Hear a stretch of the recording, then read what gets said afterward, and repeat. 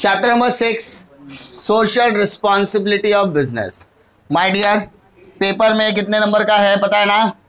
10, जिसमें से 7 मार्क का क्वेश्चन। इतना कंफर्म है, एक शॉर्ट आंसर इसमें से एक कंफर्म पूछा जाएगा कि what is the social responsibility towards the various section of the society, जिसमें कस्टमर, गवर्नमेंट, ठीक है, या फिर एम्प्लॉय जैसे क्वेश्चंस आने के चांसेस बहुत ज़्यादा है।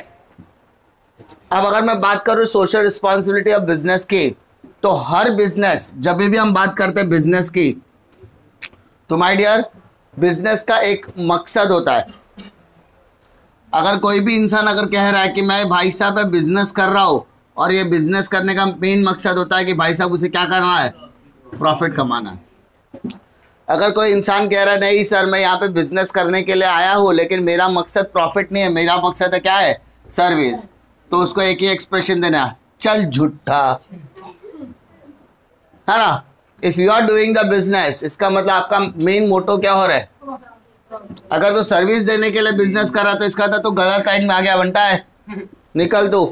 बिजनेस नहीं, बिजनेस में क्या होता है, प्रॉफिट। लेकिन अगर सर्विस देने के लिए आ रहे हो तो आपको क्या करना चाहिए था, एनजीओ खोलना चाहिए था, या कोऑपरेटिव सोसाइटी के बिजनेस में आप इन्वॉल्व हो सकते थे, कोऑपरेटिव बिजनेस में आ सकते थे। लेकिन बिजनेस में सिर्फ और सिर्फ आपका मकसद क्या होता है, प्रॉफिट। अब लेकिन जब हम बात करते हैं कंपनी प्रॉफिट तो कमाती है, बट अब सबसे बड़ा सवाल आता है प्रॉफिट कमाती कहाँ से। तो जब कोई भी बिजनेस की बात करें तो बिजनेस में प्रॉफिट आता है उसकी सोसाइटी से। कहाँ से आता है, सोसाइटी, समाज। अब ये समाज के अंदर, आपके समाज के अंदर एम्प्लॉय भी काम करता है, एम्प्लॉय भी काम कर रहा है, ठीक है। बिजनेसमैन खुद उस सोसाइटी का एक हिस्सा है, गवर्नमेंट उस सोसाइटी का हिस्सा है, इन्वायरमेंट प्रोटेक्शन भी उसका एक अधिकार बन जाता है। फिर अगर मैं बोलूँ कस्टमर उसके सोसाइटी का एक हिस्सा है, उसकी कंपनी में जिन लोगों ने पैसा लगाया, इन्वेस्टर भी उसकी कंपनी का एक हिस्सा है, शेयर होल्डर भी उसकी कंपनी का हिस्सा है, कंपनी के अंदर डिबेंचर होल्डर भी पैसा लगाया तो वो भी एक सोसाइटी का हिस्सा है। कंपनी उनको जिनने लोन दिया, फाइनेंशियल इंस्टीट्यूशन या बैंक, वो भी एक तरीके के सोसाइटी को क्या करते हैं, रिप्रेजेंट करते हैं। तो यहाँ पर अलग अलग लोग क्या कर रहे हैं, सोसाइटी के रिप्रेजेंटेटिव है। इन सबका थोड़ा बहुत ही सही लेकिन कंट्रीब्यूशन होता है कहाँ पर, बिजनेस को डेवलप करने के लिए। अगर ये लोग अपना हाथ खड़ा कर दे, नहीं ये बिजनेस अच्छा नहीं है, जैसे हमने पास्ट में देखा है नेस्ले के साथ। नेस्ले पता है ना क्या है, मैगी बनाने वाली कंपनी नेस्ले। जैसे ही पता चला कि मैगी के अंदर कुछ ऐसे तरीके के इंग्रेडिएंट है जो बॉडी के लिए क्या है, हजार्डस हो सकते हैं या जानलेवा हो सकते हैं या खतरा हो सकता है, लोगों ने क्या किया, बॉयकॉट करना चालू किया। और एज वी नो, हमको पता है कि इंडिया जब बॉयकॉट करता तो होता क्या है।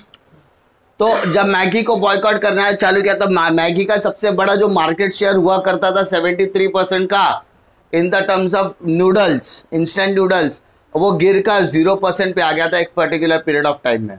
और ये with in the span of 8 months, 8 महीने के अंदर उसका शेयर पूरा गिर के नीचे आ गया था। बाद में मैगी ने वापस से क्या किया, अपने आप को सर्वाइव करने की कोशिश की और वो इनोवेटिव आइडियाज़ के साथ आया। अभी आप जितने भी मैगी देखोगे ना, तो मैगी के जितने भी एडवर्टाइजमेंट्स है, वो मैगी के सारे एडवर्टाइजमेंट इमोशन से कनेक्टेड है, इससे इमोशनल होता है। मम्मी घर के बाहर खड़ी है, बेटे ने फ़ोन किया, मम्मी मैगी कैसे बनाते हैं, मम्मी ने बोला बेटा मैं आके नहीं बनाऊंगा, तुझे बनाना है क्योंकि हॉस्टल में तुझे खुद ही बनाना है। तो मम्मी वहाँ से इंस्ट्रक्शन देती है, बंदा मैगी बनाता रहता है। एक और मैगी का एडवर्टाइजमेंट आपने देखा होगा कि ये मैगी आपके लिए मम्मी, है ना। तो वो क्या कर रहा है, इमोशंस के साथ कनेक्ट हो रहा है कि हर हॉस्टल लाइफ में हर स्टूडेंट ने क्या किया रहेगा, मैगी तो खाया होगा। पहाड़ों वाली मैगी सुना है कि नहीं, जब आप लेह लद्दाख वगैरह जाते हो या कोई जाएगा तो ऐसा कहा जाता है कि लेह लद्दाख वगैरह में जाने के बाद पहाड़ों के बीच में बैठकर वहाँ की मैगी खाने का एक अलग ही मज़ा है। They are not talking about the taste of a Maggi, they are talking about the feeling और एटमॉस्फेयर विद द मैगी। तो यहाँ पर हम अल्टीमेटली उस बिजनेस को ग्रो करने के लिए कहीं ना कहीं कंट्रीब्यूशन दे रहे हैं। तो वो बिजनेस से हमारे के लिए क्या किया, हम तो उसको मदद कर रहे हैं ना। हम अडानी इलेक्ट्रिसिटी का इलेक्ट्रिसिटी यूज कर रहे हैं तो हमने तो उसकी मदद की, हम उसके कस्टमर बन के उसको कमा के दे रहे हैं। बट गवर्नमेंट कहती है कि आप जो बिजनेस कर रहे हो वो सोसाइटी के इधर से ही आ रहा है ना, तो उसके लिए आपके पास कुछ सामाजिक जिम्मेदारी भी होनी चाहिए। सामाजिक जिम्मेदारी, सामाजिक जिम्मेदारी की जब बात करते हैं तो कुछ सोशल रिस्पॉन्सिबिलिटी आपके कंधों पर डाल दी जाती है। पहली चीज, ये रिस्पॉन्सिबिलिटी आप अपने कंधों पर खुद ले लो। अगर आप खुद नहीं लोगे ना तो हम डालेंगे, जिसको बोलते हैं कॉर्पोरेट सोशल रिस्पॉन्सिबिलिटी। ऐसा पाया गया कि जैसे टाटा हो गया, मित्तल ग्रुप ऑफ इंडस्ट्री हो गया, अग्रवाल का हो गए, या फिर हम लोग बोलेंगे वाडिया ग्रुप ऑफ इंडस्ट्री हो गया, आदित्य बिरला हो गया, एयरटेल हो गया, ऐसे बड़ी बड़ी कंपनियां हैं, इन्फोसिस हो गया। तो ये सब सोशल रिस्पॉन्सिबिलिटी बहुत ज़्यादा एक्टिव होते हैं। लेकिन कुछ ऐसी कंपनियां पाया गया जो कुछ भी काम नहीं करती थी सोसाइटी के भले के लिए। तब गवर्नमेंट को लगा कि देयर इज ए नीड, जहां पर हमें कंपलसरी उनको बोलना चाहिए कि आप क्या करो, अपनी जिम्मेदारी उठाओ। उसके लिए उन्होंने क्राइटेरिया बना दिया CSR का। तो हर बिजनेस की सोसाइटी के प्रति क्या है, कुछ जिम्मेदारी है। बात करते हैं social responsibility of business implies with the obligation of the measurement of the business enterprise to protect the interest of the society। Society के इंटरेस्ट को प्रोटेक्ट करने के लिए समाज के जो अलग अलग तबके के लोग हैं वो आपके बिजनेस में इन्वेस्टेड रहे, आपके बिजनेस के प्रोडक्ट को यूज करते रहे, आपके कस्टमर बने रहे, आपके एम्प्लॉयज बने रहे, उसके लिए आपको कुछ तो सामाजिक जिम्मेदारी निभानी पड़ेगी। Every part of the society contribute toward the success of the business. Society का हर तबका कहीं ना कहीं क्या है, जिम्मेदार होता है।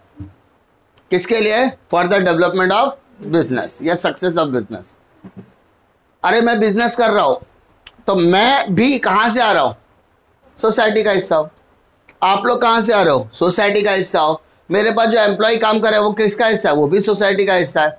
मैं जहां से बुक्स मंगाता हूं, जिस कंपनी से मंगाता हूं, वो भी सोसाइटी का हिस्सा है ना। मैं टैक्स पे करता, गवर्नमेंट भी सोसाइटी का हिस्सा है। तो कहीं ना कहीं हम सब क्या बिजनेस से एक दूसरे से कनेक्टेड है।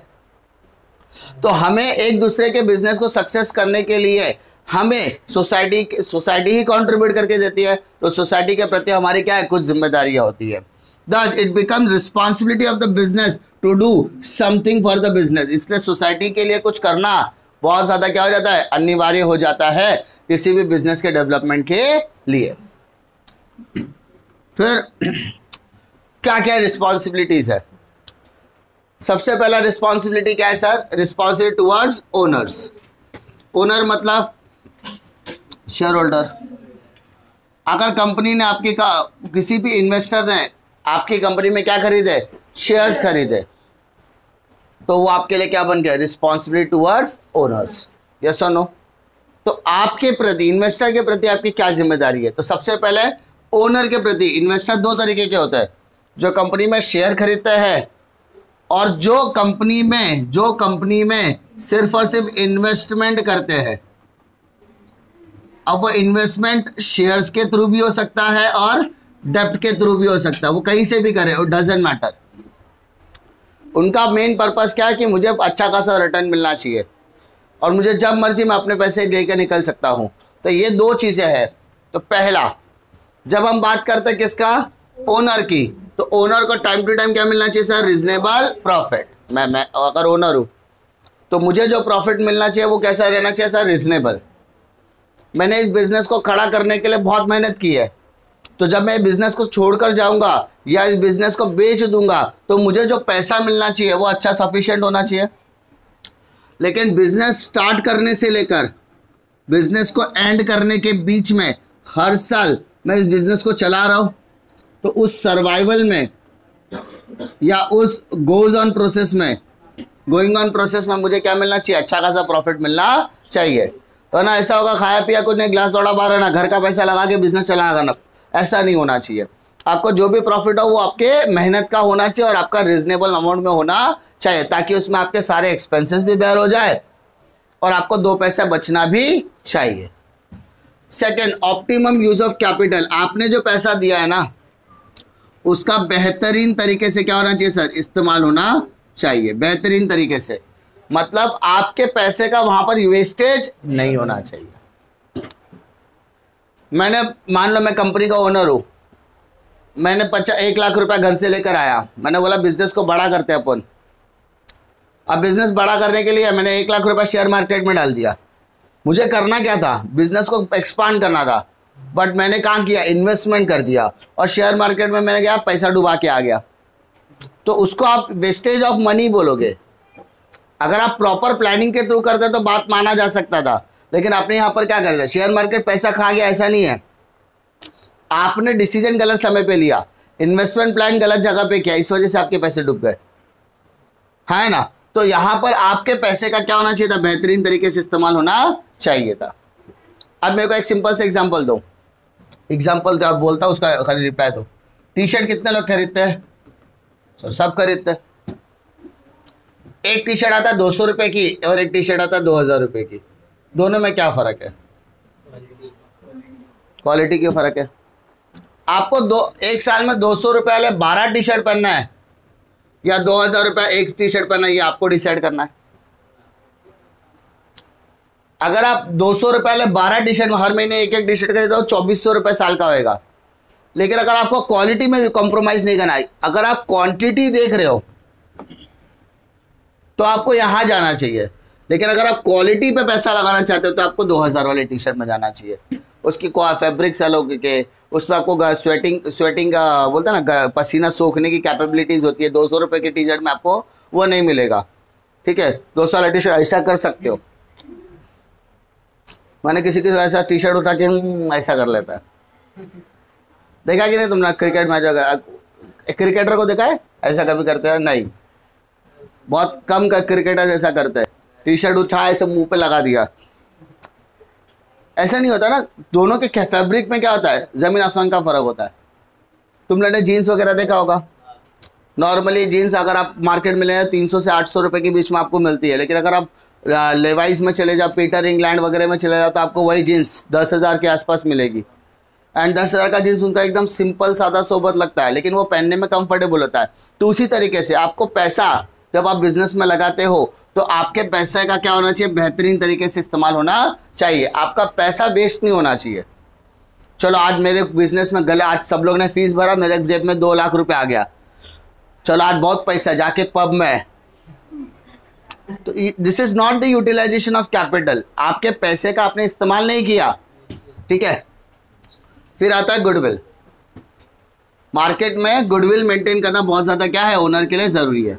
गुडविल मतलब क्या होता है मालूम है, रेपुटेशन ऑफ द बिजनेस। अगर कंपनी का रेपुटेशन अच्छा है तो ओनर को फायदा है, उसके शेयर आसानी से कोई भी खरीद सकता है, वो जब चाहे वो शेयर खरीद सकता है, जब चाहे शेयर अपने बेच करके लिक्विड में कन्वर्ट करके निकल भी सकता है। बट रेपुटेशन खराब है, मार्केट अगर लॉस मेकिंग है, यानी कंपनी लॉस मेकिंग है, तो कोई इसके शेयर बेचे खरीद सकता है क्या, नहीं। एक एग्जांपल देता हूं कि ये कैलकुलेटर है, ये कैलकुलेटर अच्छा चल रहा है, कंपनी का नाम अच्छा है, तो उसको बेचना आसान है, मार्केट में इसे बेचना आसान है। लेकिन इसका नाम थर्ड क्लास है, सर्विस अच्छी नहीं है, तो कोई भी इसको खरीदने वाला नहीं है। तो ओनर के लिए कंपनी का रेपुटेशन भी क्या करता है, मैटर करता है। एक्सप्लोरिंग अपॉर्चुनिटीज, और एक्सप्लोरिंग अपॉर्चुनिटीज, ओनर चाहता है कि मेरे पास जब जब मौका मिले उस मौके पे मैं क्या मारूं, चौका, है ना।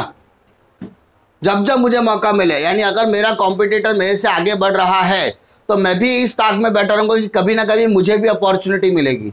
और अगर मुझे वो अपॉर्चुनिटी मिलती है तो मुझे उसे सोचने समझने में गंवाना नहीं है, मुझे उसको कैप्चर करना है। क्योंकि जो बंदा जितने जल्दी अपॉर्चुनिटी पहचान लेता है उसका बिजनेस उतना ज़्यादा क्या हो सकता है, सक्सेस हो सकता है। यानी अपॉर्चुनिटी आपके हाथों में आई तो आपको उसको सिर्फ पहचानना है और एक्सेप्ट करना है। पीरियोडिक इंफॉर्मेशन, समय समय पर ओनर को क्या मिलनी चाहिए, periodic information. Information regarding what, company के फंडामेंटल्स कैसे है, कंपनी का अकाउंटिंग कैसा है, कंपनी की इंटरनल पॉलिसीज कैसी है, उसके बारे में सारी चीजें उसको पता होनी चाहिए। Fair practice on stock, stock मतलब शेयर वगैरह। आपके जो शेयर्स है वो मार्केट में जो ट्रेड होता है, प्राइसिंग ऊपर नीचे होता रहता है, तो उसमें किसी भी तरीके का मैनिपुलेशन नहीं होना चाहिए। अभी किसी किसी कंपनी का हम लोगों ने सुना है, जैसे एक कंपनी है सुजलॉन करके, सुजलॉन करके एक कंपनी है जिसका शेयर 9 रुपए के आसपास है। कितने रुपए के सब, 9। तो अगर तुमने मान लो 1000 शेयर खरीदा तो कितने का पड़ेगा वो? 9000 का। मानो ये 9 रुपये को 10 रुपये हो गया, 9 का 10 हो गया, तो आपको ऑटोमेटिकली कितने का प्रॉफिट हो गया? अगर ये 9 रुपये का शेयर 900 रुपये हो गया तो पगला जाओगे तुम लोग। 8,81,000 रुपये, 8 लाख तकरीबन 881,000, यानी आपने 9,000 रुपये आपके कितने बन गए? तकरीबन 8-9 लाख रुपए बच गए। तो आप पागल हो जाओगे ना। लोग ऐसे सपना दिखाते हैं ना, शेयर में ऐसा होता है। हाँ होता है, मैं मानता हूँ ऐसा होता है, लेकिन कहानी में ट्विस्ट भी हो सकता है। पैसा लगाने के लिए 9,000 रुपये आपका डूब भी सकता है। अभी तुमको लगेगा 9,000 रुपया, बेटा 10,000 रुपया लगा तो 90,000 हो गया, किसी का 90,000 हो गया। लाख रुपया पड़ा, उसने क्या किया? 90,000 रुपया सुजलॉन में लगा दिया। अब आप क्या, दो ऑप्शन, या तो ऊपर या तो ऊपर गया तो चांदी, नीचे गया तो माथा पकड़ के बैठने का, ये मैंने क्या कर दिया, ये मेरे से पाप हो गया, ये मेरे से पाप हो गया। अब यहाँ पर इसके चांसेस बहुत। तो आपको किसी भी कंपनी के अंदर शेयर पे पैसा लगाने से पहले आपको उस कंपनी के फंडामेंटल चेक करने होंगे। जब मैं बात करता हूँ फंडामेंटल मतलब क्या, तो कंपनी ने मार्केट में कितना सेल किया और मार्केट में कितना प्रॉफिट कमा रही है, कंपनी के पास कितना असेट है, कितना उसके पास लायबिलिटी है, सब कुछ आपको पढ़ जाने के बाद ही आपको क्या करना है? इन्वेस्ट करना है। पिछले साल कंपनी का सेल गिरा लेकिन कंपनी का प्रॉफिट बढ़ा। कैसे? सेल गिरा तो प्रॉफिट भी कम होना चाहिए, बट अगर सेल गिर रहा प्रॉफिट बढ़ रहा मतलब कंपनी के अंदर कुछ तो गड़बड़ है। तो ये सारी इन्फॉर्मेशन जो आपको मिलती है तब आपकी स्टॉक इन्फॉर्मेशन क्या रहती है उसके हिसाब से मैनिपुलेट किया या ऊपर नीचे हो सकता है। तो स्टॉक की जो प्राइसिंग ऊपर नीचे हो रही है वो सही है या गलत, उसके ऊपर भी नज़र कौन रखेगा? ओनर रखेगा। उसके बाद रिडक्शन इन वेस्टेज, हमें किसी भी तरीके के ना तो रिसोर्सेज का वेस्टेज करना है, ना ही पैसे का, ना ही किसी एम्प्लॉय को काम पे बुला के टाइम पास कराने का। मतलब आपको किसी जगह पे 10 एम्प्लॉय की ज़रूरत है और आपने वहाँ पे 12 एम्प्लॉय भेज दिए, तो 12 में से 10 क्या करेंगे और बाकी दो? हाँ भैया कैसे? अरे हमरे सेठवा ने बुला लिए थे, हमका काम खाली 10 लोगों का था, 2 लोग एक्स्ट्रा बैठे मस्त गप्पे वप्पे मार रहे। ऐसा नहीं होना चाहिए, बिकॉज वो 2 एम्प्लॉय को आप पगार दे रहे हो, तो आपको उनको भी क्या करना है? यूज़ करके लेना है। आपको अपने पैसे का भी इस्तेमाल करना है और रिसोर्सेज का भी यूज़ करना है। डिफिकल्टी है ना। Come to responsibility toward investor. Investor वो होता है जो आपकी कंपनी में पैसा लगाता है। कितने लोग शार्क टैंक इंडिया देख रहे हैं? देख रहे क्या? मत देखो।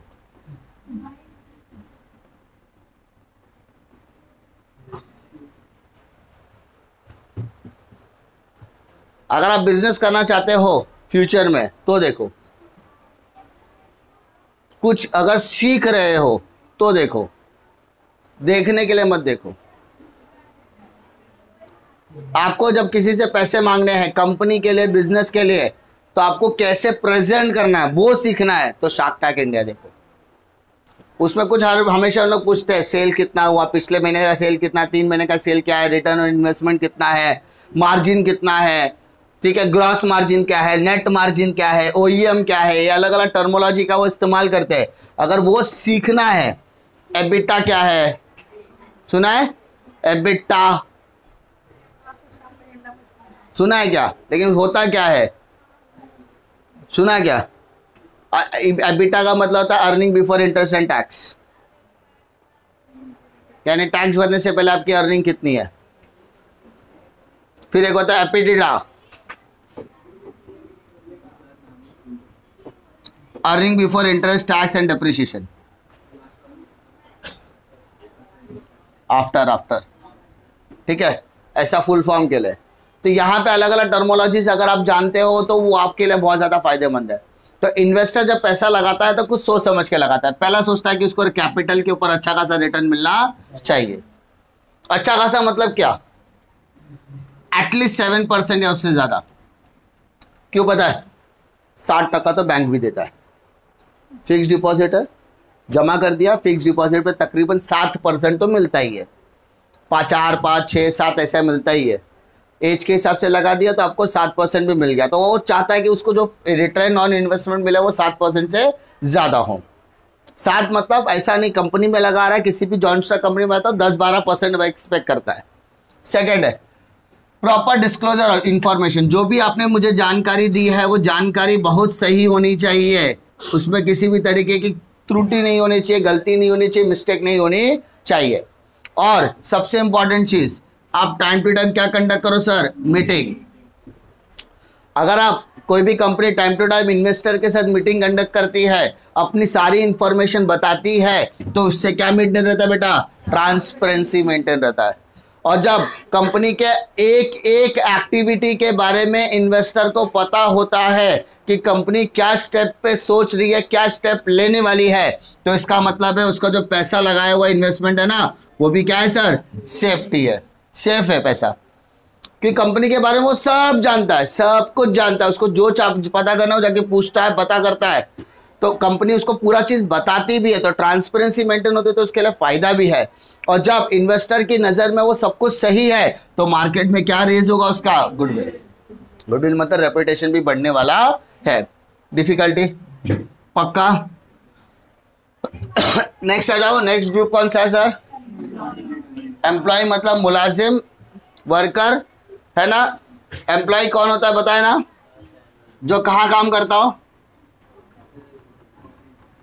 ऑफिस में या फिर फैक्ट्री में। एम्प्लॉय कहीं भी काम करे, एम्प्लॉय एम्प्लॉय होता है, चाहे वो ऑफिस में काम करे या फैक्ट्री में। ऐसा कहा जाता है कि ऑफिस में काम करने वाले को क्या मिलता है, सैलरी, और फैक्ट्री में काम करने वाले को क्या मिलता है, वेजेस। समझा, बट ऐसा नहीं है। फैक्ट्री में काम करने वाले को सैलरी भी मिलती है, लेकिन वो क्या होते हैं, पर मंथ बेसिस पे होना चाहिए। वेजेस कम होता है जब वो डेली या डेज के बेसिस पर काउंट होता है, 1 दिन 2 दिन 1 हफ्ता 15 दिन। जब 15-15 दिन के हिसाब से भी जाता है वो वेजेस ही माना जाएगा, बट मंथली है तो सैलरी। और टैक्सेशन की नज़र में वेजेस और सैलरी एक ही माना जाता है। अब एम्प्लॉय के प्रति क्या जिम्मेदारी, एम्प्लॉय को समय समय पर क्या दो, रेम्युनरेशन मतलब पगार, सैलरी, वेजेस बरोबर देते रहने का, उसका जो भी हक है, हक का पैसा। महात्मा गांधी जी कहते थे कि मजदूर को उसकी मजदूरी उसके पसीना सूखने से पहले मिल जाना चाहिए, ऐसा कहते थे। मेरा पसीना सूख के दूसरा पसीना भी आ गया, समझ रहे हो, समझ रहा है विनोद, ए झंडू बाम, समझा। हाँ तू तो समझा, ऐसा मैं तो दे दिया पीस। तो कंपेंसेशन, रेम्युनरेशन अच्छा होना चाहिए, फेयर होना चाहिए। जब वर्ड बोलता है फेयर, फेयर मतलब no no no no partiality on paying, या नो पार्शियलिटी बोलते हैं ना, या हक का पैसा नहीं मारना चाहिए। बंदा 10 घंटा काम कर रहा है, पगार 8 घंटे की मिल रही है। बंदा 10 घंटा काम कर रहा है, पगार 6 घंटे की मिल रही है, ऐसा होना नहीं। जो भी रेम्युनरेशन तो वो क्या होना चाहिए, फेयर होना चाहिए, सही होना चाहिए, और एज पर मार्केट स्टैंडर्ड होना चाहिए। कौन से स्टैंडर्ड से सर, मार्केट स्टैंडर्ड। मार्केट में जो रेट चल रहा है उस हिसाब से होना चाहिए। जैसे ऑन एन एवरेज मार्केट में वड़ा पाव का क्या रेट चल रहा है, 10, 12, 15। तो अगर कोई 8 रुपया या 7 रुपया 6 रुपये में बेच रहा है, मतलब वो स्टैंडर्ड से नीचे बात कर रहा है। तो ऐसा नहीं होना चाहिए कि जो भी प्रोडक्ट आप बेच रहे हो वो कैसा होना चाहिए sir, as per market standard होना चाहिए। फिर बात करते हैं नेक्स्ट, प्रॉपर वर्किंग कंडीशन। एक एम्प्लॉय आया है, ऑफिस में बैठा है, जिस जगह पर वो बैठ रहा है उसकी कुर्सी टूटी हुई है। जो कंप्यूटर उसको दिया गया उसके अंदर पुराना प्रोसेसर डाल के रखा, डब्बा वाला कंप्यूटर, ठीक है। माउस चल नहीं रहा है, जहां वो बैठा है वहां पे पंखा लगा है, उंगली डाल के घुमाना पड़ता है, ठीक है। जहां वो बैठा है वैसे पसीना टपक रहा है, तो इसको वर्किंग कंडीशन नहीं बोलते। अगर वर्किंग कंडीशन अच्छी होगी, आसपास का माहौल अच्छा होगा, जैसे यहाँ पर है, यहाँ पे बोर्ड लगा है, यहाँ पे फैन है, यहाँ पे तुमको लाइट है। मैंने ऐसे बहुत सारे क्लासरूम देखे जहाँ पर इतनी बड़े क्लासरूम में सिर्फ 2 ट्यूबलाइट होती है। बहुत ऐसे क्लासरूम मैंने देखे, यहाँ 4-4 ट्यूबलाइट है, वहाँ पे अरे सर दिखता है, सब दिखता है। अभी मैं यहाँ ये साइड का ट्यूबलाइट बंद भी कर दूँ तो भी तुमको दिखाई देगा, लेकिन ट्यूबलाइट लाइट ज़्यादा इसलिए रखी जाती है ताकि आपको पढ़ने में जो तकलीफ होती है ना वो कम हो जाए। वैसे भी तुम पढ़ते नहीं हो, लेकिन जो पढ़ता है उसके आंखों पे तकलीफ ना हो ना, ऐसा होता है ना। तो वर्किंग कंडीशन अगर अच्छा होगा ना तो आपको आपके पास एम्प्लॉय कंप्लेंट तो करने नहीं आएगा कि नहीं सर वर्किंग कंडीशन अच्छा नहीं है, वो भले ही खुद नहीं पढ़ता हो,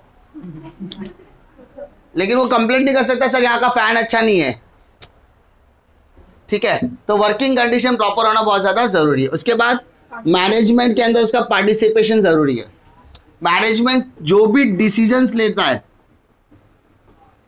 मैनेजमेंट जो भी डिसीजन लेता है या मैनेजमेंट जो भी बोलते हैं पॉलिसीज बनाता है, अगर उस पॉलिसीज में एम्प्लॉय का पार्टिसिपेशन हो जाएगा ना तो वो जो पॉलिसीज है वो एम्प्लॉय ओरिएंटेड हो जाएगी। इसका मतलब एम्प्लॉय के हक को मारा नहीं गया ऐसा माना जाएगा। फिर ट्रेनिंग, समय समय पर कंपनी के अंदर कुछ चेंजेस आते रहते हैं। ये सुनो, कंपनी में क्या आते हैं, कुछ चेंजेस आते हैं, या कंपनी में कुछ नया सॉफ्टवेयर आ गया तो आपको क्या कर देना, उनको समय समय पे ट्रेनिंग। कंपनी ने बोला पुराना मशीन हटाते नया मशीन लाते हैं, अच्छा नया मशीन चलता है, हाँ चलता है, चलाने आता है नहीं, उसकी आपको क्या मिलेगी, ट्रेनिंग। जब आप अपने एम्प्लॉय को समय समय पर क्या देते हो सर, ट्रेनिंग, तो बंदा क्या करता है, एफिशिएंट बनता है। क्या बनता है सर, एफिशिएंट बनता है। ये सुनो, फिर समय समय पर आपको क्या देना उसे, प्रमोशन। प्रमोशन भी देना है और साथ ही साथ जॉब की सिक्योरिटी देनी है उसको। क्या देना है बेटा, जॉब की सिक्योरिटी। तेरा जॉब कोई भी खाएगा नहीं। बहुत सारी ऐसी कंपनी में होता है, जैसे अभी तुमने रिसेंटली सुना होगा, गूगल ने 12,000 एम्प्लॉयज को जीपीएल दे दिया, ले ऑफ कर दिया, निकाल दिया 12,000 एम्प्लॉय को। तो उनके अंदर जॉब सिक्योरिटी नाम की कोई चीज ही नहीं है। तो यहां पर आपका समय समय पे प्रमोशन तो होना चाहिए, बट प्रमोशन भी फेयरली होना चाहिए, इसमें भी कोई पार्शियलिटी नहीं होना चाहिए। ये आपके एफिशिएंसी लेवल के हिसाब से होना चाहिए। आपने अच्छा काम किया, आपने टारगेट्स अचीव करके दिया तो आपको प्रमोशन मिलना चाहिए, समझा। अगर आपका काम एफिशिएंट नहीं है तो पहले आपको ट्रेनिंग देना चाहिए, बाद में आपको एफिशिएंट बना के आपको प्रमोशन दिया जा सकता है। प्रॉपर ग्रीवियंसेस, अगर कोई एम्प्लॉय बोलता है कि सर मुझे आपसे कुछ शिकायत करनी है, कुछ कंप्लेंट है, कुछ थॉट्स है, कुछ आइडियाज़ है, कुछ सजेशंस है, तो उसके लिए भी प्रोविजन होना ज़रूरी है, ग्रीवियंसेस होना बहुत ज़्यादा ज़रूरी है। एम्प्लॉय खुलकर बात करना चाहिए। रिकॉग्नाइजेशन ऑफ यूनियन, यहाँ पे जब यूनियन की बात करते हैं we are talking about trade union, ठीक है। हम लोग खुद बोलना चाहिए बेटा ऐसा हो सकता है कि हम लोग तुम्हारे हक को मार सकते हैं, तो एक काम को तुम ट्रेड यूनियन ज्वाइन कर लो। अगर फ्यूचर में हमें वो डर न रहना चाहिए कि तुम यूनियन से कनेक्टेड हो। अगर हम तुम्हारा हक खाने की बात करेंगे, हम तुमको बोनस नहीं देंगे समय पे, हम आपको सैलरी समय पे नहीं देंगे, तो हम लोग तो आराम कर रहे हैं, हम तो अपना पैसा छाप के बैठे, लेकिन तुम तो अपना घर चलाने नहीं पा रहे हो ना। तो अगर तुम ट्रेड यूनियन ज्वाइन करोगे ना तो वो हमारे ऊपर प्रेशर तो डाल सकते हैं, क्योंकि ट्रेड यूनियन चाहे तो पूरे के पूरे वर्कर को हड़ताल पे भी रखवा सकता है ना। क्योंकि अगर मैं उनका हक खाऊंगा तो एम्प्लॉय अपने राइट को प्रोटेक्ट करने के लिए कहाँ जाएंगे, ट्रेड यूनियन, और ट्रेड यूनियन उनकी बात सुनेगा। तो मुझे खुद आगे आके बोलना चाहिए ट्रेड यूनियन ज्वाइन करो। तो उससे क्या होगा पता है, ट्रेड यूनियन को रिकॉग्नाइजेशन भी मिल गया और एम्प्लॉय को लगेगा नहीं ये खुद जाके बोल रहा था, इसका मतलब ये हमारे साथ कुछ भी गलत होने नहीं दे सकता। और गलत अगर होगा तो ट्रेड यूनियन तो है हमारे इंटरेस्ट को प्रोटेक्ट करने के लिए। And last, health and safety major.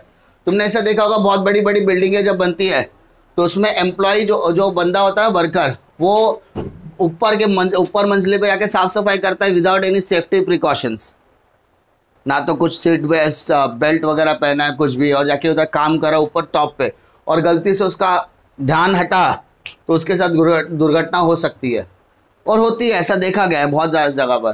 तो आपको ऐसा नहीं करना है, आपको हर एम्प्लॉय के हेल्थ और सिक्योरिटी का पूरा क्या करना है, ध्यान रखना है, ताकि उनके जान के साथ खिलवाड़ होना नहीं चाहिए। इसलिए हेल्थ और सेफ्टी बहुत इंपॉर्टेंट मेजर होने वाला है। यस और नो, समझा एम्प्लॉय में।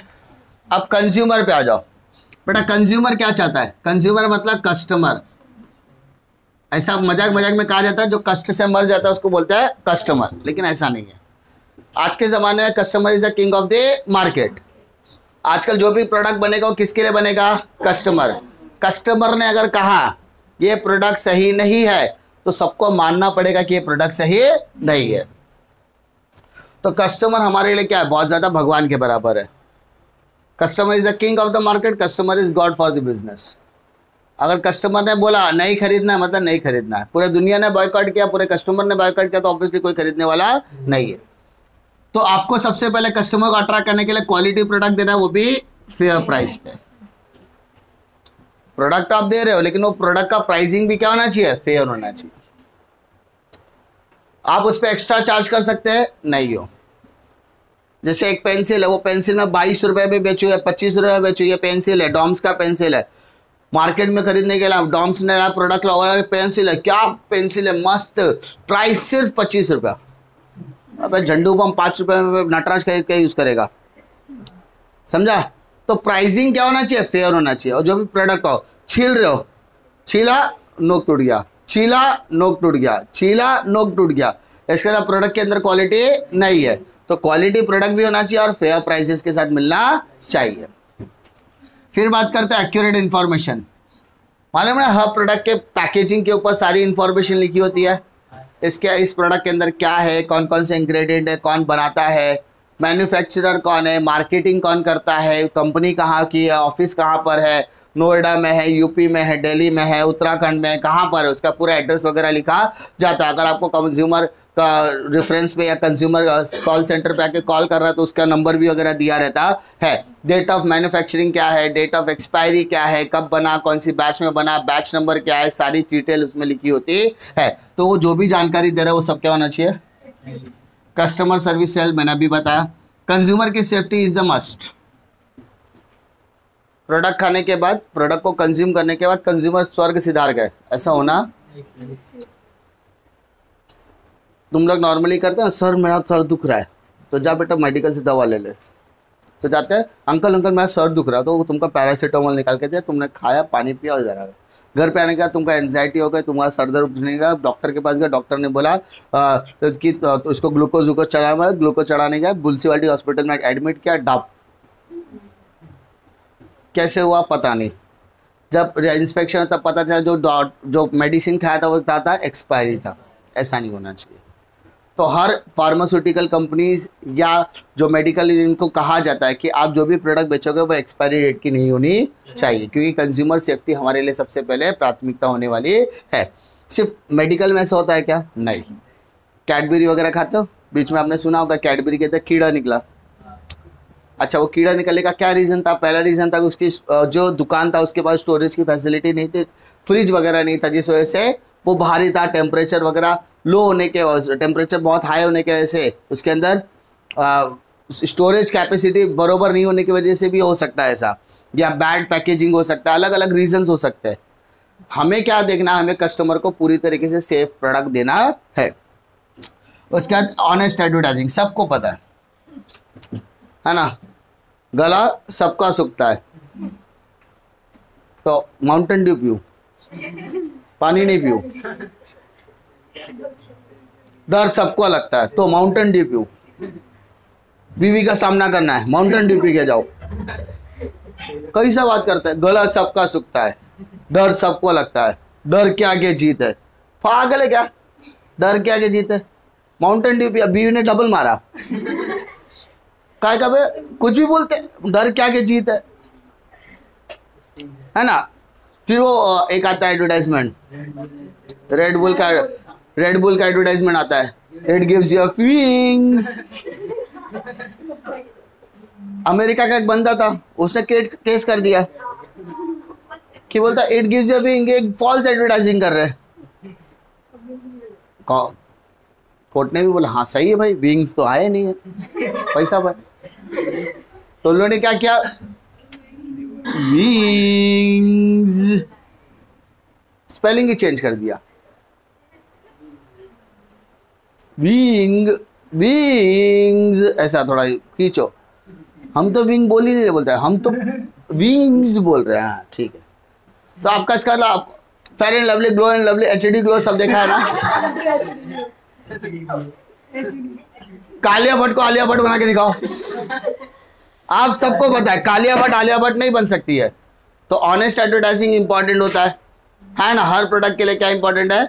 Honest advertising. अगर आप उस एडवर्टाइजिंग को प्रॉपर तरीके से रिप्रेजेंट नहीं कर पाओगे तो it will lead you in a trouble. और आप सभी को पता आज के जमाने में ज्यादातर एडवर्टाइजिंग क्या है? डिसऑनेस्ट है। हाय हैंडसम, हाय हैंडसम, सुना है फेयर एंड हैंडसम वाला? सलमान खान कभी जिंदगी में क्रीम नहीं लगाया रहेगा, शाहरुख खान ने उसको छुआ भी नहीं रहेगा। ये ऑनेस्ट पागल है क्या?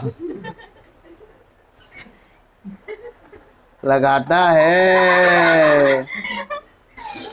तो ऑनेस्ट एडवर्टाइजिंग इंपॉर्टेंट है भाई साहब, क्योंकि बिजनेस के अंदर किसी भी तरीके के डिसऑनेस्ट एडवर्टाइजिंग होगी तो आपके ऊपर कंज्यूमर कोर्ट केस भी कर सकता है। एक्चुअली देखा जाए तो जितना मैंने बताया था कोर्ट केस कर दो, वकील वकील बन जाओ, बहुत पैसे छापोगे तुम लोग। फिर आता है रिसर्च एंड डेवलपमेंट। कोई भी प्रोडक्ट मार्केट में लॉन्च करने से पहले अंधाधुंध में करने का नहीं, इसके लिए आपको क्या करना पड़ेगा? Research and development. मार्केट की नीड के हिसाब से, कंज्यूमर के नीड के हिसाब से आप क्या करो? मार्केट के प्रोडक्ट को रिसर्च और डेवलपमेंट के प्रोसेस में डालो और प्रोडक्ट को डेवलप करो। जब कोई भी प्रोडक्ट आपका कंज्यूमर ओरिएंटेड होगा तो कंज्यूमर उसको हाथों हाथ खरीदने वाला है। तो उस कंज्यूमर ओरिएंटेड प्रोडक्ट बनाने के लिए आपको समय समय पर क्या करना पड़ेगा? रिसर्च एंड डेवलपमेंट करना पड़ेगा। क्लियर है क्या? पक्का? फिर आ जाओ रिस्पॉन्सिबिलिटी टुवर्ड्स गवर्नमेंट। गवर्नमेंट के प्रति क्या जिम्मेदारी है? सबसे पहला है बेटा पेमेंट ऑफ टैक्सेस। समय समय पर क्या भर दो? आपका जो भी टैक्स बनता है, सेल्स टैक्स बनता है, आपका जीएसटी बनता है, जिस भी तरीके का आपका टैक्सेस बनता है, गवर्नमेंट को समय समय पर क्या कर दो? Tax. To obey law. Company के लिए कुछ रूल्स एंड रेगुलेशन बनाए गए, कंपनी के लिए कुछ कायदे कानून बनाए गए, वो कायदे कानून का आप क्या करो? पालन करो। That's it. गवर्नमेंट बोलता है तुम कायदे में रहोगे तो फायदे में रहोगे, तुमने तोड़ा कायदा तो हमको मिलेगा फायदा, हम आपके ऊपर चार्ज करके आपकी कंपनी बंद भी करवा सकते हैं। Implementation of socio economic programme, यानी आप जो भी गवर्नमेंट बोलती है ना ऐसा प्रोग्राम वैसा प्रोग्राम, सोशल इकोनॉमिक डेवलपमेंट के लिए आप कुछ प्रोग्राम करो, या आप सोसाइटी को बोलते हैं ना बैकअप करने के लिए या बैकअप करने के लिए या सोसाइटी को सपोर्ट करने के लिए जो भी प्रोग्राम आप कर सकते हो वो करो। जैसे टाटा वगैरह करता, टाटा ने एक इनिशिएटिव चालू किया था, उसने कहा था जितने भी सेलिब्रिटीज आएंगे, ठीक है, वो सेलिब्रिटीज को एक एक काम दिया जाएगा, वो सेलिब्रिटीज पब्लिक के बीच में जाएंगे, पैसा कमाएंगे। क्या कमाएंगे? सलमान खान बाल काटेगा, तो सलमान खान दिन भर में जितना बाल काटेगा उससे जितना पैसा मिलेगा उस अमाउंट का 100 गुना, कितना गुना? टाटा किसी एनजीओ को डोनेट करेगा। कितना? 100 गुना। यानी सलमान खान ने दिन में 40,000 रुपए का बाल काटा है तो उसमें 2 जीरो और ऐड कर दो, यानी 40 लाख रुपए डोनेट किया जाएगा। तो सलमान खान बोला वाह बहुत अच्छा कॉज है, चलो मैं बाल काटता हूँ। हाँ, अभी सीधी बात है, सलमान खान बाल काटे ना काटे, लड़की बोलेगी मेरा बाल काटो, जैसे बाल के उससे छोटा सा ऐसा हिस्सा काट दिया, हाँ, तो बोलेगी ना मेरा बाल किसने काटा? सलमान खान ने काटा, टीवी पे आएगा देख लेना। और क्या टीवी पे आने का? 100 रुपया नहीं देने का, 1000 रुपया, क्योंकि आपका 1000 रुपया 1 लाख होने वाला है किसी और के लिए। तो मेरा बाल सलमान खान है, लो 10,000 रुपया, है ना, कि वो 10 लाख हो जाएगा किसी के लिए, तो उसने 10,000 रुपया दिया, हो गया, प्रमोशन भी हो गया, किसी की मदद भी हो गई। तो ये क्या एक तरीके का क्या आपने एक सोशल मूवमेंट चलाया है, तो वो सोशियो इकोनॉमिक प्रोग्राम कहीं ना कहीं किसी और के लिए मदद ही करने वाला है। तो गवर्नमेंट भी चाहती है कि आप भी सोशल इकोनॉमिक प्रोग्राम्स को कंडक्ट करते रहो। फॉरेन एक्सचेंज, इंपोर्ट एक्सपोर्ट में अगर आप डील करते हो, कोई भी कंपनी है जो इंपोर्ट और एक्सपोर्ट में डील करे, तो ऑब्वियसली वो किस में डील करेगी सर? फॉरेन एक्सचेंज में। सिंपल सी बात है। फिर कंट्रीब्यूटिंग टू गवर्नमेंट ट्रेजरी। अभी आपने देखा कोविड का समय चल रहा था, तो बहुत सारी ऐसी बड़ी बड़ी कंपनी, टाटा, इन्फोसिस, उन्होंने बहुत करोड़ों रुपए PM relief fund, CM relief fund, इसमें बहुत सारे पैसे उन्होंने क्या किया था? डोनेट किए थे। गवर्नमेंट की ट्रेजरी में गया था, कोई भी रिलीफ फंड वगैरह में गया था, जिससे लोगों की भलाई में उसका इस्तेमाल किया जाना है। तो वो कंट्रीब्यूशन करना भी हर कंपनी का क्या होता है, एक जिम्मेदारी होता है, ठीक है। क्योंकि कंपनी सोसाइटी से कमा के, सोसाइटी से तुम कमा रहे हो, तो जब बुरा वक्त आएगा तो आप सोसाइटी को थोड़ा सा पे बैक भी कर सकते हो। Providing input to the government, government का जब जब जरूरत पड़ेगी, अभी आपने देखा होगा हमारे माननीय प्रधानमंत्री जी मोदी जी समय समय पर क्या करते हैं, इन्वेस्टर के साथ या फिर बिजनेसमैन के साथ मीटिंग करते हैं। अभी बीच में उनकी मीटिंग हुई थी, इसमें अडानी, अंबानी, टाटा, मित्तल, अग्रवाल, महिंद्रा, सब लोग बड़े बड़े जो लोग थे उनके साथ उन्होंने मीटिंग ली थी। क्यों करते मीटिंग? ताकि ये ही बैकबोन है, they are the backbone of the nation. जब हम इनके बिजनेस को सपोर्ट करेंगे ना, अगर गवर्नमेंट इनके बिजनेस को सपोर्ट करेगी, इनके बिजनेस को बड़ा करने की कोशिश करेगी, तब ये बड़ा बिजनेस अपना करेंगे, साथ ही साथ लोगों का एम्प्लॉयमेंट भी जनरेट करके देंगे। कुछ अंधभक्त लोग रहते हैं, बोलते हैं नहीं मोदी जी ये ऐसा नहीं करना चाहिए, सिर्फ अमीरों की सरकार है। भाई अमीरों को सपोर्ट करना ही पड़ेगा, बिकॉज वो अपने आप को डेवलप नहीं करते हैं, they are contributing towards and wellbeing of the society also. अरे जब उनका बिजनेस 1000 करोड़ का 10,000 करोड़ होगा, तो नए नए कंपनी खोलेंगे, नई फ्रेंचाइजी खोलेंगे, नई फैक्ट्रीज खोलेंगे, तो वहां पे काम किसको मिलेगा? हम जैसों को ही मिलेगा। एक भिखारी को तुम 10 लाख रुपए दे दो, वो क्या करेगा? क्या करेगा? वो अपने ऊपर खर्चा करेगा। लेकिन जब आप एक बिजनेस को 10 लाख रुपए का खर्चा देते हो ना, तो वो अपने बिजनेस पे खर्चा करता है, बिजनेस को एक्सपांड, मॉडर्नाइज, सब कुछ करने का काम करेगा, और उससे कुछ लोगों के एम्प्लॉयमेंट भी जनरेट किए जा सकते हैं। इसलिए बिजनेस को सपोर्ट करना बहुत ज़्यादा ज़रूरी है। और जब भी गवर्नमेंट को लगेगा या बिजनेस को लगेगा कि गवर्नमेंट की मदद करे, तो गवर्नमेंट को वो इनपुट भी दे सकते हैं, एडवाइस वगैरह सजेशन भी दे सकते हैं। फिर आ जाओ नेक्स्ट, रिस्पॉन्सिबिलिटी टुवर्ड्स सोसाइटी, समाज के प्रति क्या जिम्मेदारी है? सबसे पहला सर, जो पिछड़ी प्रजाति है या पिछड़ी जाति है या पिछड़े जो समाज है, रीजन है, एरिया है, वैसे एरिया को डेवलपमेंट करने का काम कौन करना चाहिए? कितने लोगों को पता है मुंबई में भी कांदीवली के टॉप पर, कांदीवली सुना रहेगा, वहां पर जाओगे ना, कांदीवली से लोखंडवाला की तरफ अंदर की तरफ जाओगे ना, तो कांदीवली में लोखंडवाला अंदर की तरफ आर्य कॉलोनी जो एरिया वाला पड़ता है, उस आर्य कॉलोनी के अंदर भी ऐसे बहुत सारे ट्राइबल एरियाज है जहां पर अब तक स्कूल भी नहीं पहुंच पाया है, समझा? तो ऐसे कुछ है बैकवर्ड रीजन जिसके डेवलपमेंट की सख्त जरूरत है। तो अगर वहां पर बिजनेस एंटरप्राइजेस जाते हैं, डेवलप करते हैं, वहां के लोगों को पढ़ाते लिखाते हैं, उनको जॉब एम्प्लॉयमेंट अपॉर्चुनिटी प्रोवाइड करते हैं, तो ऑब्वियसली समाज का क्या होने वाला? भला होने वाला है। फिर बात करते हैं एम्प्लॉयमेंट जनरेशन। मैंने बताया बिजनेस डेवलप होगा तो एम्प्लॉयमेंट भी क्या होगा? जनरेट होगा। उसके अलावा बिजनेस में जो भी रिसोर्सेज अवेलेबल है उसको हमें क्या करना है? प्रॉपर यूटिलाइज करना है। ऑप्टिमम मतलब should not waste the resources, not the waste of the resources, यानी हमें यहाँ पर जो भी जिम्मेदारी, जो भी रिसोर्सेज अवेलेबल करा कर दिए गए हैं उसका वेस्ट नहीं करना चाहिए। जैसे मान लो यहाँ पे क्लासरूम के अंदर कोई नहीं है, एक ही बंदा आके बैठा है, 4 ट्यूबलाइट 2 पंखा एसी चालू करके मस्त बैठा है, तो what he is doing? He is wastage the resources.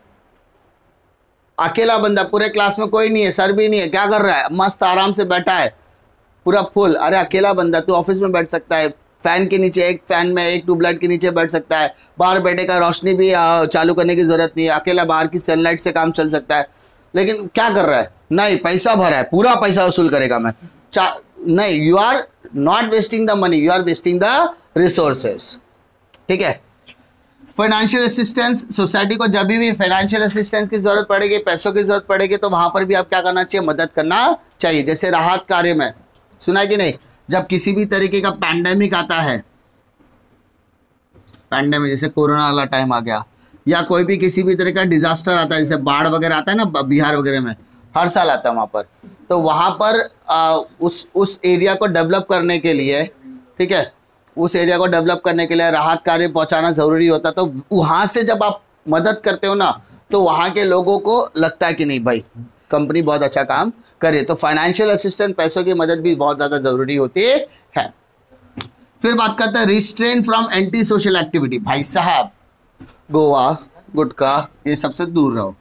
कितने लोगों ने सुना है आईटीसी? आईटीसी का फुल फॉर्म मालूम है? कल मैंने बताया था इंडियन टोबैको कंपनी। ये कंपनी बाकायदा टोबैको इंडस्ट्रीज में एक्टिवेट है, लेकिन वो क्लासमेट की बुक्स भी देता है। उसने बोला कि जितना भी हम सेल करेंगे, क्लास बुक हो गया, क्लास या फिर आईटीसी आशीर्वाद आटा हो गया, वो भी आईटीसी का ब्रांड है। अब ये जितने भी ब्रांड्स है वो जितने बिकेंगे उसका एक सर्टेन परसेंटेज हम एजुकेशन के लिए इस्तेमाल करेंगे। ये क्या है? तो हमें as a business anti social activity में इन्वॉल्व नहीं होना है जो देश के अगेंस्ट में। तो इसलिए लोग गुटखा का एडवर्टाइजमेंट नहीं देते, पान मसाला देते हैं। लोग दारू का एडवर्टाइजमेंट नहीं देते, म्यूजिक सीडी का देते हैं, है ना? मैन विल बी मैन, समझा? लास्ट, रिस्पॉन्सिबिलिटी टुवर्ड्स एनवायरमेंट के प्रति भी क्या अपनी कुछ जिम्मेदारी है समाज एनवायरमेंट के प्रति। पहला जिम्मेदारी क्या है सर? हर कंपनी के अंदर किसी ना किसी तरीके का कुछ तो ऐसा प्रोडक्ट होगा जो वेस्ट हो रहा है, हमें उसको इस तरीके से बोलते हैं रीयूज करना है या डिस्पोज करना है जिससे एनवायरनमेंट को कम से कम, जैसे गंदा पानी होता है, गंदे पानी को नदी में छोड़ने से पहले उसको फिल्टर करना ताकि जो वाटर रिसोर्सेज है, मछली है, उनकी जान के ऊपर खतरा नहीं होना चाहिए। तो ये सारी चीज़ों का क्या रखना, अपने को ख्याल रखना पड़ेगा। तो हमें अपने जो भी प्रोडक्ट कंपनी के अंदर जो वेस्टेज है ना, उस वेस्टेज को हमें यहाँ पर क्या करना है सर? कम से कम करने की कोशिश करनी है। और अगर वेस्ट हो रहा है तो उसको किस तरीके से रीयूजेबल बनाया जाए उसके बारे में भी सोचना चाहिए। फिर आ जाओ वाटर मैनेजमेंट। मैंने अभी बताया वाटर मैनेजमेंट प्रोग्राम भी बहुत ज़्यादा ज़रूरी। फैक्ट्री में वाटर तो लगेगा, पानी तो लगेगा, गंदा पानी नदी और नाले में जाएगा तो उससे जो वाटर रिसोर्सेज है, मछली वगैरह है ना, उनको नुकसान पहुंच सकता है। तो आपको ऐसा कुछ करना चाहिए कि वो पानी साफ होकर बाहर जाए जिससे वाटर रिसोर्सेज बोलते हैं ना सेफ रह सके। एनर्जी एफिशिएंट मेथड, इलेक्ट्रिसिटी का कम से कम इस्तेमाल हो। तो उन लोग क्या करते हैं, बड़ी बड़ी फैक्ट्रीज क्या करते हैं, सोलर पैनल लगाती है। धूप तो रो जाएगी, सोलर पैनल लगाएंगे तो धूप ऑब्जर्व करके इलेक्ट्रिसिटी जनरेट होगा, तो उससे हमारा लाइट बिल तो कम होगा, लेकिन साथ ही साथ एनर्जी एफिशिएंट हो जाएंगे। हमको कम से कम रिसोर्स यानी पूरा का पूरा नेचुरल रिसोर्सेज का क्या किया जा रहा है, इस्तेमाल किया जा रहा है। जो भी प्रोडक्ट आप बनाओगे वो कैसा रहना चाहिए सर? इन्वायरमेंट फ्रेंडली होना चाहिए। क्लियर? और 4 RKs, Rs, reduce, reuse, recycle, recovery. आपको क्या करना है? कोई भी प्रोडक्ट को रिड्यूस करना है, यूसेज को रिड्यूस करना है, वेस्टेज को रिड्यूस करना है। जो वेस्टेज को रिड्यूस किया है उसको आप कितना यूज कर सकते हो, कुछ चीज़ों को आप रिसाइकल कर सकते हो। रिड्यूस और रीयूज और रिसाइकल करने के बाद उसको आप प्रोडक्ट को क्या कर सकते हैं, रिकवरी भी कर सकते हैं। क्लियर है क्या? पक्का? Now come to corporate social responsibility. ये इंपॉर्टेंट कॉन्सेप्ट है फॉर 2 मार्क्स डेफिनेशन वगैरह के लिए। ठीक है, पक्का? चलो क्या बोलता है first, CSR refers to the commitment of the business contribute to sustain the economic development। यानी गवर्नमेंट में जितने भी तरीके के प्रोडक्ट्स वगैरह अवेलेबल है उसके इकोनॉमिक डेवलपमेंट के लिए, सस्टेनेबल इकोनॉमिक डेवलपमेंट के लिए मदद करना। CSR is the continuing commitment by the business to behave ethically and contribute to economic development while improving the quality of the life of the workforce as well as for the local community and the society at a large। यानी यहाँ पर हमें community का तो ध्यान रखना ही है, हम अपने कस्टमर का तो ध्यान रखने ही वाले हैं, हाँ हम अपने एम्प्लॉय का तो ध्यान रखने वाले हैं, लेकिन साथ ही साथ हमारे आसपास की जो कम्युनिटी है, आसपास की जो सोशल रिस्पॉन्सिबिलिटी में या हमारे आसपास के सोसाइटी में रहने वाले जितने भी लोग हैं उनको तो हमें ध्यान रखना ही पड़ेगा। कस्टमर का ध्यान रखना ही है, क्वालिटी प्रोडक्ट सब कुछ है, लेकिन हमारी कुछ जिम्मेदारी भी है उस कम्युनिटी और उस सोसाइटी के प्रति। India is the first country to bring the mandatory corporate social responsibility. यानी इंडिया दुनिया का पहला ऐसा देश है जिसने बोला है भाई साहब आपको कॉर्पोरेट सोशल रिस्पॉन्सिबिलिटी 101% फॉलो करनी ही पड़ेगी। You can not ignore. अगर आपके, लेकिन कॉर्पोरेट सोशल रिस्पॉन्सिबिलिटी के लिए क्या एलिजिबिलिटी है? तो पहला एप्लीकेबिलिटी क्या है sir? On every company including it's holding और सब्सिडियरी कंपनी, हर कंपनी के लिए। पहला, अगर आपका नेटवर्थ कितना है सर? 500 करोड़ या ज्यादा। पहला कंडीशन क्या है? 500 करोड़ का नेटवर्थ। नेटवर्थ में ओन कैपिटल, बॉरोड कैपिटल दोनों आता है। आपका नेटवर्थ अगर 500 करोड़ या उससे ज्यादा है तो आपको CSR एक्टिविटी करना है। या आपका टर्नओवर अगर 1000 करोड़ या उससे ज्यादा है। पहला क्या बोला सर? पहला बोला नेटवर्थ कितना? 500 करोड़ या उससे ज्यादा। अगर आप ये अप्लाई नहीं कर सकते तो और दूसरा आपके लिए क्या है सर? टर्नओवर। टर्नओवर कितना सर? 1000 करोड़ या उससे ज्यादा। ठीक है, अगर ये भी कंडीशन सेटिस्फाइड नहीं होती है तो थर्ड कंडीशन है नेट प्रॉफिट का। कितना? 5 करोड़ या उससे ज्यादा। तीनों में से अगर एक भी कंडीशन होती है तो मान लो कि आपको क्या लग गया सर? CSR लग गया। कैसे लग गया?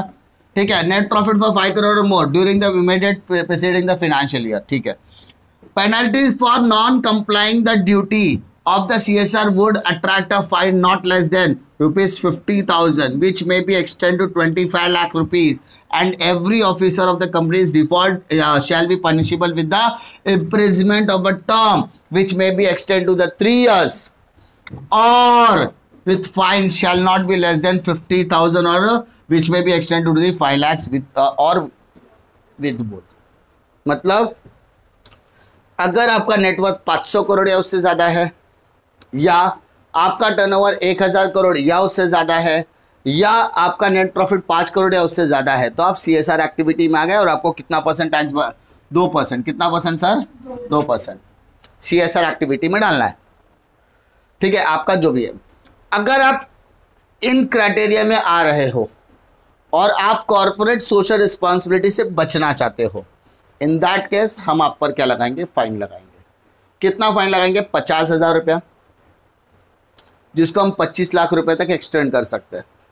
दूसरा, कंपनी के अंदर कॉर्पोरेट सोशल रिस्पॉन्सिबिलिटी लागू न करने के लिए जिन जिन लोगों को, जो ऑफिसर जिम्मेदार होगा, उन सभी ऑफिसर को पकड़ा जाएगा। उन पर 3 साल के मुकदमा यानी 3 साल के इम्प्रिजमेंट ऑफ मतलब जेल में डाला जाएगा। 3 साल, कम से कम 3 साल, या 50,000 रुपया, जिसकी एक ऑफिसर की लायबिलिटी 5 लाख तक जा सकती है, या दोनों। जेल भी हो सकता है और फाइन भी हो सकती है। ये दोनों कैटेगरी उसमें आ सकती है CSR एक्टिविटी के अंडर। समझा? ऑब्जेक्टिव के लिए पूछता है 5 चीजें: नेटवर्थ 500 करोड़, टर्नओवर 1000 करोड़ और profit 5 crore, CSR 2%, fine 50,000, company का 25 लाख, ऑफिसर का 5 लाख, मैक्सिमम इम्प्रिजनमेंट 3 साल। That's it. क्लियर? पक्का? चैप्टर के अंदर कोई डिफिकल्टी? Sure confidence?